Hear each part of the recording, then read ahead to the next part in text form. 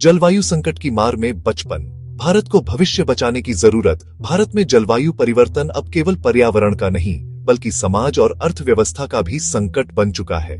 इसका सबसे गहरा असर देश के बच्चों पर पड़ रहा है, जो न केवल इसके सबसे असुरक्षित शिकार हैं, बल्कि भविष्य के सबसे बड़े दांव पर भी हैं। मुंबई स्थित संगठन आंगन ट्रस्ट की report vulnerable child and the climate crisis के अनुसार जलवायु से जुड़ी आपदाएं बच्चों के जीवन, स्वास्थ्य, शिक्षा और सुरक्षा को कई स्तरों पर प्रभावित कर रही है। रिपोर्ट बताती है कि भारत जैसे देश में, जहां करोड़ों बच्चे गरीबी, कुपोषण और असमानता की चुनौतियों से पहले ही जूझ रहे हैं, वहां जलवायु परिवर्तन ने संकट को और गहरा कर दिया है। हर साल देश के लगभग 2.4 करोड़ बच्चे साइक्लोन, बाढ़, सूखा और लू जैसी चरम जलवायु घटनाओं से प्रभावित होते हैं। स्कूल छोड़ने की दर बढ़ रही है, बाल मजदूरी और बाल विवाह में इजाफा हो रहा है और बीमारियों का प्रसार पहले से कहीं अधिक तेजी से हो रहा है।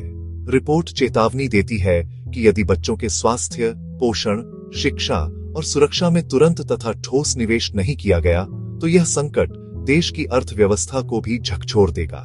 अनुमान है कि यदि मौजूदा हालात जारी रहे तो 2047 तक भारत को अपनी जीडीपी का लगभग 5.5% नुकसान झेलना पड़ सकता है, और अगर बच्चों पर केंद्रित नीतियों को प्राथमिकता नहीं दी गई तो यह नुकसान 10 से 15% तक बढ़ सकता है।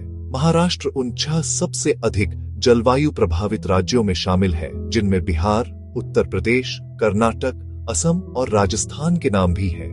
1970 के बाद से इस राज्य में सूखे की घटनाएं 7 गुना और बाढ़ की घटनाएं 6 गुना बढ़ चुकी हैं। वर्ष 2023 में जहां 66% जिलों को सूखा प्रभावित घोषित किया गया, वहीं बाढ़ के कारण करीब 10,000 घर तबाह हो गए। सांगली, धुले, सोलापुर और अहमदनगर जिलों में बच्चों की स्थिति सबसे संवेदनशील मानी गई है। यहाँ कुपोषण की दर 19 से 29% के बीच है। स्कूल नामांकन केवल 65 से 76% तक सीमित है और अपराधों में शामिल बच्चों की दर 54 से 312 प्रति मिलियन के बीच पाई गई है। अहमदनगर में बाल विवाह की दर 41% तक पहुंचना समाज के लिए गहरी चिंता का विषय है। मराठवाड़ा क्षेत्र की स्थिति और भी गंभीर है। लगातार सूखे, फसलों की बर्बादी और कर्ज के कारण यहाँ पलायन अब सामान्य हो चुका है। अक्टूबर आते ही हजारों परिवार गन्ना कटाई के काम के लिए महाराष्ट्र और कर्नाटक की सीमाओं तक पलायन करते हैं। खेत मालिक अक्सर दंपति के रूप में मजदूरों को प्राथमिकता देते हैं, इसीलिए परिवारों में किशोर लड़कियों की जबरन शादी करा दी जाती है, जिसे स्थानीय तौर पर गेट केन वेडिंग कहा जाता है।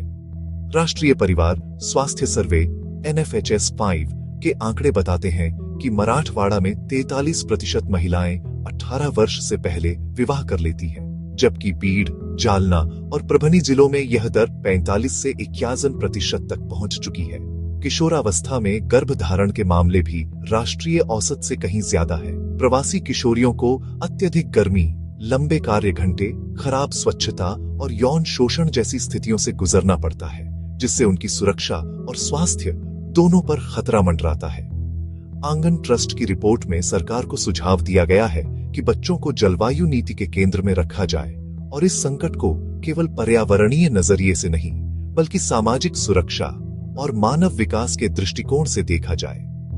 इसके लिए यंग अर्थ फ्रेमवर्क का प्रस्ताव दिया गया है, जिसमें बच्चों के लिए विशेष सुरक्षा प्रावधान हो। इसमें हीट वेव और बाढ़ जैसी स्थितियों के लिए अलग आपदा प्रबंधन नीति विस्थापित और प्रवासी बच्चों को पोर्टेबल अधिकार प्रदान करना, जिला स्तर पर जोखिमग्रस्त बच्चों का डेटा तैयार करना और प्राथमिक शिक्षा, पोषण व मानसिक स्वास्थ्य सेवाओं को आपदा प्रतिक्रिया में जोड़े जाने की सलाह दी गई है।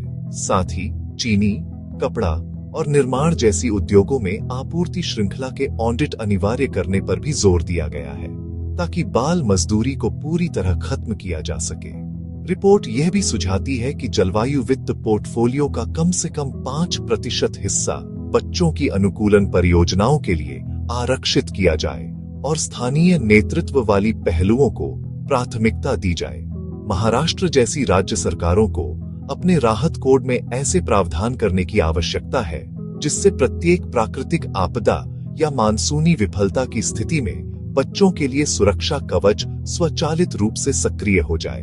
स्पष्ट है कि जलवायु परिवर्तन से लड़ाई केवल तापमान और बाढ़ को नियंत्रित करने की नहीं है, बल्कि यह आने वाली पीढ़ी के अस्तित्व की जंग है। जब तक हर नीति, हर जलवायु योजना के केंद्र में बच्चे नहीं रखे जाएंगे, तब तक भारत अपने भविष्य को सुरक्षित नहीं कर पाएगा। बचपन की रक्षा ही पर्यावरण संरक्षण का सबसे मानवीय और स्थायी आधार बन सकती है। अगर आपको वीडियो पसंद आया हो तो लाइक करें और शेयर करें, और हाँ, चैनल को सब्सक्राइब भी करें।